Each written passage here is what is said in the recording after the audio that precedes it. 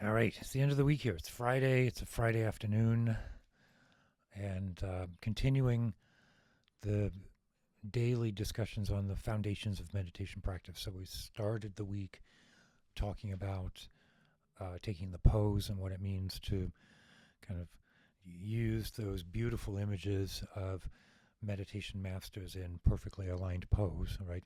How to take that as a direction and a sensation to cultivate in our own body, um, rather than a really quite brutal perfection that's hard to attain. Um, what is it in our posture that we're looking to emulate? This sense of alert balance, free from tension, um, but disciplined, structured, focused, and what degree of posture um, gets us to that point where we are not relaxed and unthinking, but where we're also not contorted with discomfort. Right, the body is the vessel for the practice, and as we start meditation practice and looking at the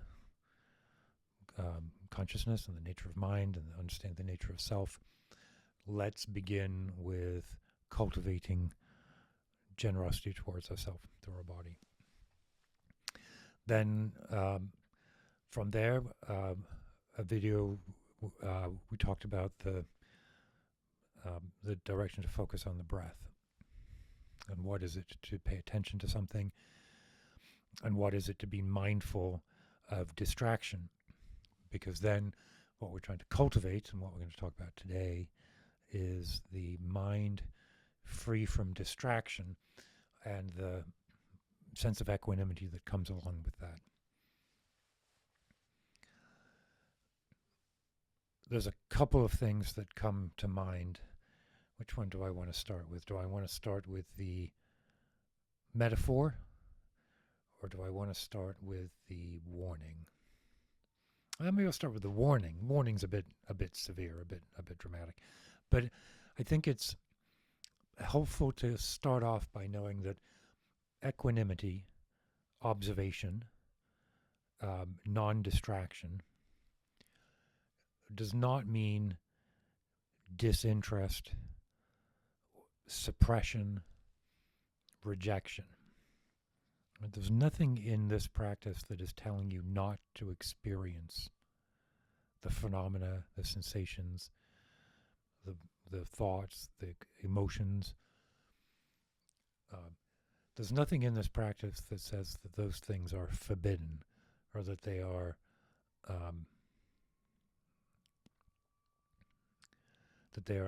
unallowed, right? That they're not part of the practice. The practice is to create a space, to create a perspective, a perception, where these phenomena arise, fully manifest, the emotions, the sensations, but then are allowed to behave in their own natural way, which is to ultimately dissipate. Can you hear that? I don't know if you can hear that siren. I'm not sure how this microphone filters. That's very loud. I live on quite a main thoroughfare here in Pittsburgh. It's one of the main roads in and out of the cities, in and out of the city. One of the main roads. It's called Penn Avenue. Penn, the same Penn after which the state of Pennsylvania is named. And here in Pittsburgh, named after Pitt and Penn, two of the early leaders, inhabitants of the state here. Anyway, so that's gone. As you can perhaps a bit forced, but that sound came. I had no choice but to experience it. I couldn't choose not to hear it. I heard it, and then it went. And thoughts have the same behavior. And as you settle into the thinking, at first you have a space where they occur, and you recognize that thoughts are happening And there is a distinction between the thought and the observer.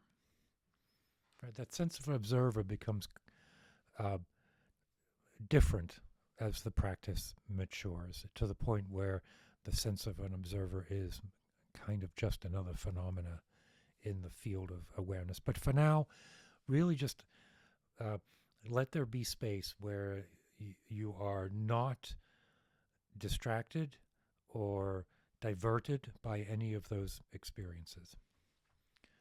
So the warning is not to take that teaching as any suggestion that your emotions are not valid, that your experiences are not really happening.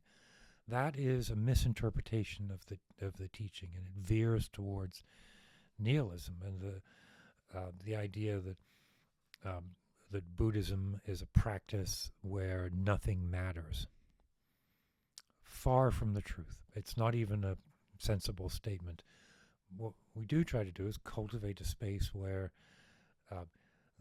the phenomena that are occurring occur unmodified, and we can react to them without bringing our own filters and obscurations. And as the practice matures, that understanding of what is a filter and what is an obscuration changes. But for now, it's sufficient to know that we are sitting, we are focused on the breath, because that is our training. We say this is the breath, and these things, other things, are a distraction from the breath. That's what allows us to recognize what distraction is.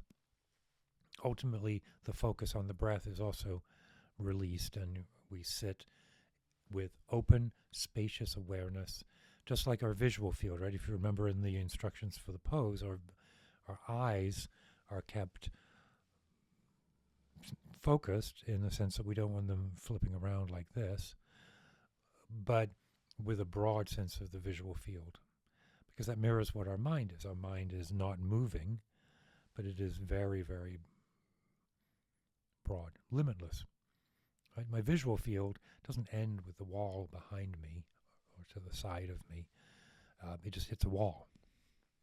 Okay, so don't take the directions of equanimity, the directions of distraction and non-distraction, to mean that we should not be thinking. The mind produces thoughts.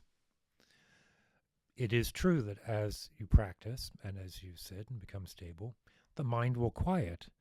But is it quieter because it's not generating as many thoughts, or is it quieter because those thoughts are passing by like a river? That's an experience for you to sit with and think with. There are practices where we look for single-pointed concentration with no awareness of other experiences, where we really try to absorb, penetrate, and lose other thoughts. That's not what this practice is. This practice is sort of more open and foundational, where we're looking to sit comfortably, open, without distraction.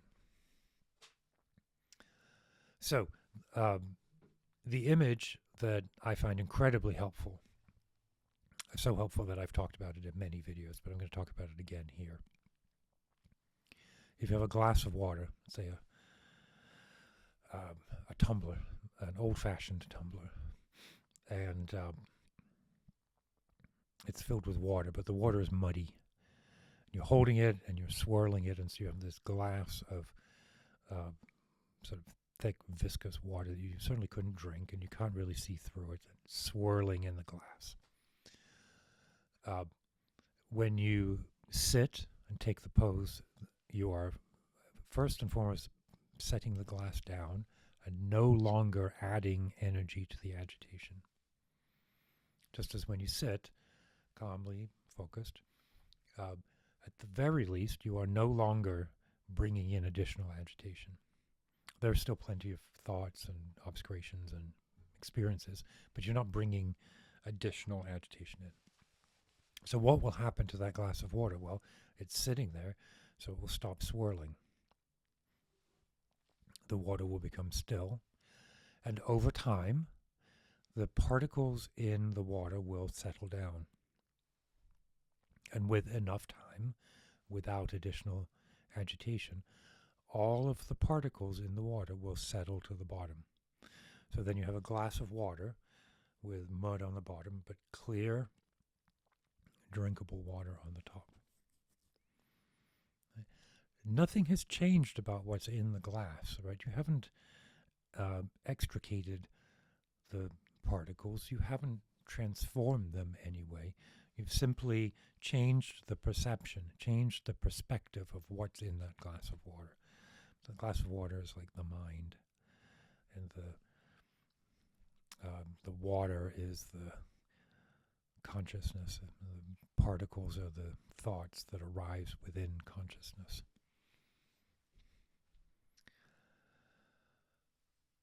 Our meditation practice is then to recognize the crystalline nature of the water. Like even when the water was muddy and we couldn't see through it, if our focus had been refined enough, we would have seen water in between the particles, right? There was never a point where there was no water in there. Just as there's never a point where our awareness doesn't exist. It's just a question of what is resonating with our practice in the moment. So meditation is some techniques to help settle down, and then some instructions as to help to see what to look for. Because once you've seen the glass of water, even if you were to swirl it again, you would never lose the sense that it is water. I find that image so incredibly helpful. It comes to my mind just about every time I sit, and I use it frequently in these videos and in my in the classes that we take. To the extent where I think it can be extended. Someone asked about emotions and how, it's one thing to realize that you've been distracted by plans for dinner, or remembering a conversation that you had a few days ago. But what when there's a cloud of anger or just a really intense emotion? That's a little bit harder. Some of the obscurations are like grease smeared on the glass, and over a much longer time frame, even grease on a glass will evaporate and dry. Maybe that's over many lifetimes. Or you can get a cloth and wipe it. So then some of the other practices that we do, particularly mantra repetition or some of the visualization, are geared towards removing those broader obscurations, the things that are a little bit harder to just let be. But the reality of it is that even the glass and the markings on the glass are changes in our awareness, and that as we sit and gain this equanimity, nothing really survives scrutiny in terms of being a permanent fixture. Or maybe the time scale is different. Maybe the perceived difficulty of letting go is different. But even the image itself and the teachings can be held as changes in awareness. You can see how the practice, as it matures more and more, becomes part of the practice. No need to worry about that for now. For now, what we want to do is achieve this sense of stability and non-distraction. All this other stuff arises from its own recognition.